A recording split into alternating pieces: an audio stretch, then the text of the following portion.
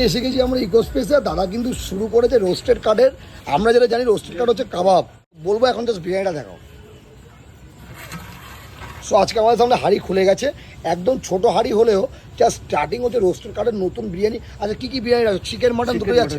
আচ্ছা মাটনটা কত গ্রামের পিস আছে?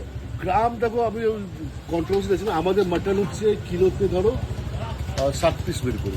আচ্ছা সো এটা হচ্ছে আমাদের চিকেন বিরিয়ানি। আচ্ছা চিকেনের কত? চিকেন আমরা ইউজ করি থাই, মানে থাই আর লেগ। মানে আচ্ছা রাইসটা একটু দেখাবে, রাইসটা কি রাইস ইউজ করছো? রাইস হচ্ছে আমাদের নাফিস রাইস জেনারেলি। আচ্ছা জেনারেলি আমরা দেখি পাঞ্জাব রাইস বা 303 এখন পুরো জায়গায় পশ্চিম বাংলায় ইউজ হচ্ছে। তো ওর থেকে নাফিস তো বেটার অনেক জানি, মানে নাফিসের নাম তো অলরেডি আছে। হ্যাঁ নাফিসের চালটা একটা জিনিসটা হচ্ছে আমি দেখাচ্ছি তো।